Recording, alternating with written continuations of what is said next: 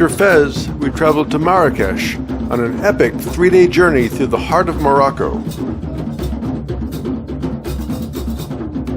From the legendary Atlas Mountains to the vast Sahara Desert and Hollywood's favorite ancient city, this was one of our most unforgettable experiences ever.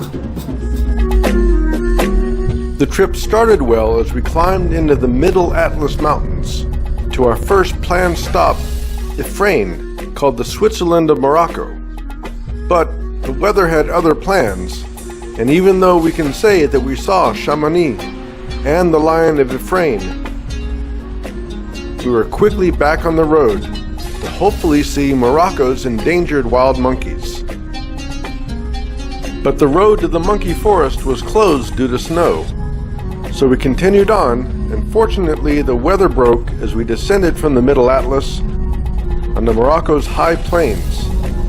About a mile above sea level, between the Middle and High Atlas Mountains, it reminded us a lot of the U.S. state of Colorado. We even saw a dust devil in the distance.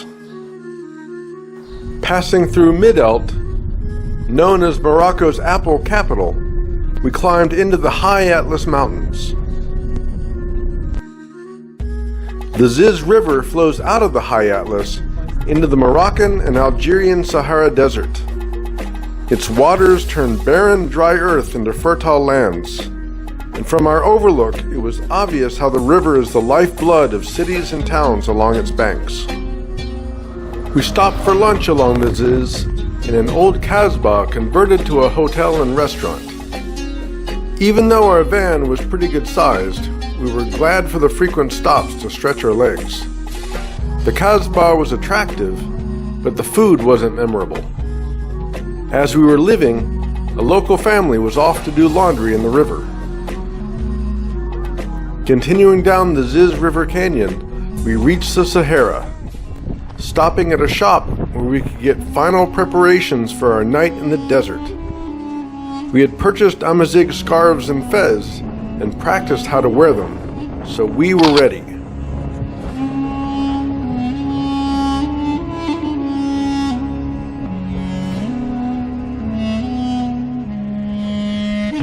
Near the city of Merzouga, we stopped on the side of the road, loaded up into a pickup truck with our bags, and headed deeper into the desert.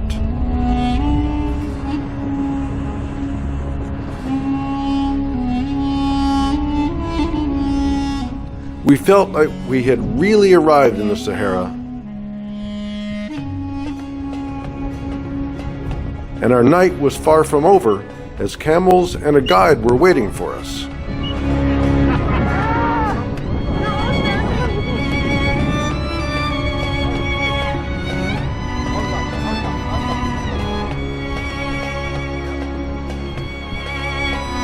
Somehow I ended up on the lead camel.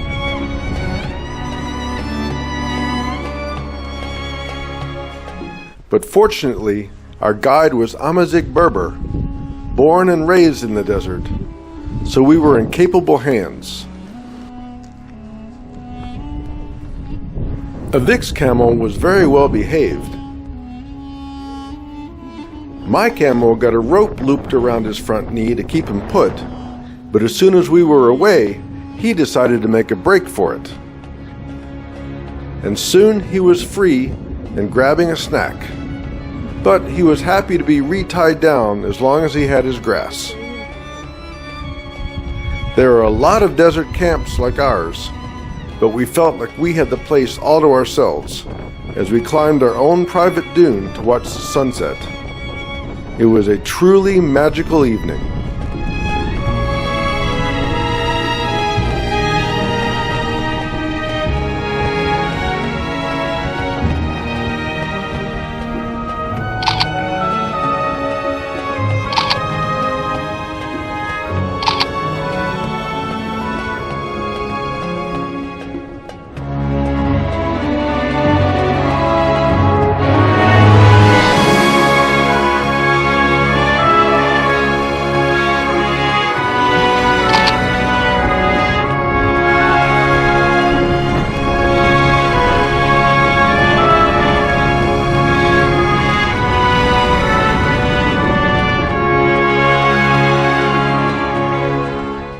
As the sun's final rays sank behind the dunes, we moved into our night's lodging. We'd booked the luxury option, meaning an ensuite toilet and shower, which was very welcome, though there was no hot water. Dinner was back in the main building, and the staff, all local Amazigh tribesmen, finished the evening with a fantastic live performance.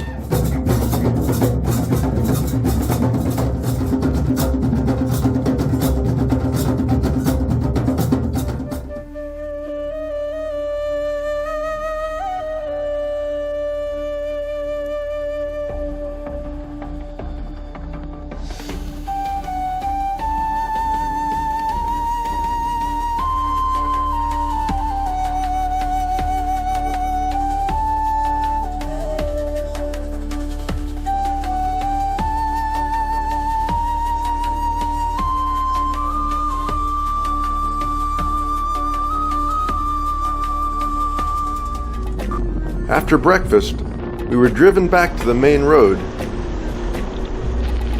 with a short drive to our first stop of day 2, a factory that takes slabs of rock that are embedded with fossilized ancient sea creatures and turns them into polished decorations. Morocco has some of the world's richest fossil deposits, hundreds of millions of years old, and Erfoud is a center for processing and selling them. There are serious concerns that this industry is overexploiting Morocco's paleontological heritage, but it's clearly profitable. The Todra River, like the Ziz, gives life to the Moroccan Sahara. As we moved upriver along the Todra, the valley narrowed and the walls rose until we were in the dramatic Todra River Gorge. Towering over 1,000 feet above us, the sheer canyon walls can funnel a torrent of raging waters downstream during heavy rains. But this day, we were able to leisurely marvel at them. Just downriver from the gorge, we stopped in an Amazigh town for lunch at a local auberge. The rooftop had great views of the river valley, but concerns for wind-blown sand meant we ate indoors, which was fine. After lunch, we moved down to the lower town, to farm plots irrigated from the river. According to our guide, a local Amazigh, the land is owned by families of the town who may farm it themselves or lease out to others, but they rarely produce enough to sell. So the local economy depends on tourism, some handicrafts, and jobs in other cities. Proximity to the canyon makes it a popular base for hikers and climbers, and a pair of climbers were just getting ready. Across the river, the oldest part of town has been around for over 1,000 years. The ancient Kasbah, a fortified town, was built from layers of earthen bricks and plaster upon a foundation of stone. Built to emulate a cave, all sections are connected by a few common corridors that could be sealed off for protection against attack or the elements. Moving on, we stopped at a cooperative that makes products out of rose oil, but nobody in our group was that interested, so we didn't stay long. Our final stop for day 2 was in the desert city of Ouarzazate, where we were delighted to have a quiet evening in a real bed with a hot shower. Near the high Atlas Mountains, Ouarzazate is nicknamed the Door of the Desert, and it's a significant base for desert tours. It's also known as the Hollywood of Morocco because movies have been filmed in the area for over 70 years. Atlas Studios lets you wander through sets from various movies that have been filmed here since 1982.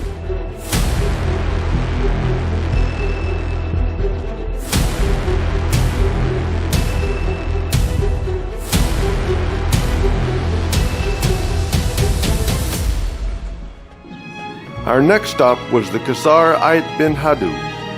Overlooking the Onila River that flows from the high mountains down through Ouarzazate into the Sahara, it was an important stop for Sahara trade caravans before their final push over the mountains to Marrakesh.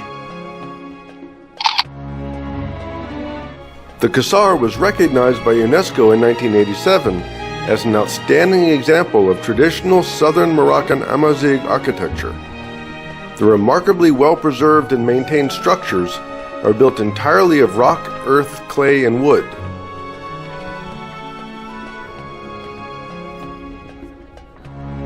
The Agadir, or grain storehouse at the top, is about 1,000 years old. But the village has been Hollywood's favorite ancient site since the 1960s. Over 20 movies and TV shows have been filmed here, including some of the biggest classics ever.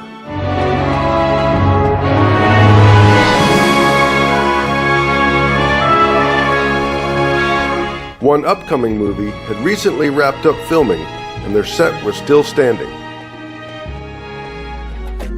Until 2011, the river was crossed only by makeshift bridges that are washed away every time the river is high, cutting off the Ksar for weeks at a time.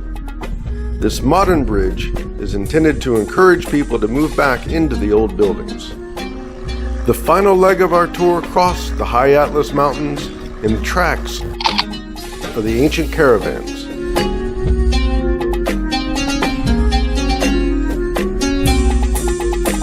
Down to the Moroccan plateau and Marrakesh, where our Moroccan adventures continue.